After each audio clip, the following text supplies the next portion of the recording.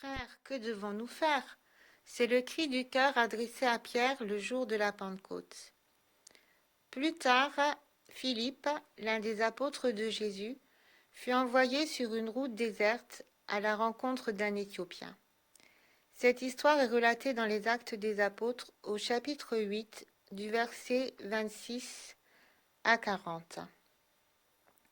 Un ange du Seigneur dit à Philippe, tu vas partir en direction du sud sur la route qui descend de Jérusalem à Gaza. Cette route est déserte. Philippe partit aussitôt et sur son chemin, un homme se présenta. C'était un eunuque éthiopien, haut fonctionnaire chargé d'administrer les trésors de Candace, la reine d'Éthiopie. Il était venu à Jérusalem pour adorer Dieu et il retournait chez lui. Assis sur son char, il lisait le livre du prophète Ésaïe.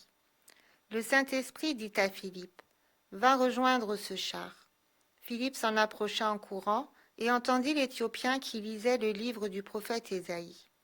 Il lui demanda, « Comprends-tu ce que tu lis ?» L'homme répondit, « Comment pourrais-je comprendre si personne ne m'éclaire ?» Et il invita Philippe à monter sur le char pour s'asseoir à côté de lui. Le passage de l'Écriture qu'il lisait était celui-ci. Il a été comme une brebis qu'on mène à l'abattoir, comme un agneau qui reste muet devant celui qui le tond. Il n'a pas dit un mot. Il a été humilié et n'a pas obtenu justice. Qui pourra parler de ses descendants, car on a mis fin à sa vie sur cette terre.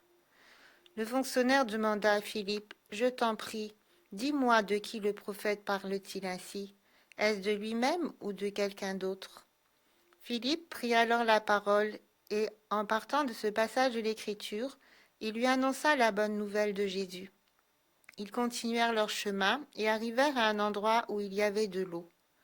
Le fonctionnaire dit alors, « Voici de l'eau, qu'est-ce qui empêche que je sois baptisé ?» Philippe lui dit, « Si tu crois de tout ton cœur, tu peux être baptisé. » Et l'homme répondit, « Je crois que Jésus-Christ est le Fils de Dieu. » Puis il fit arrêter le char.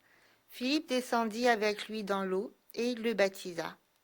Quand ils furent sortis de l'eau, l'Esprit du Seigneur enleva Philippe. Le fonctionnaire ne le vit plus, mais il continua son chemin tout joyeux.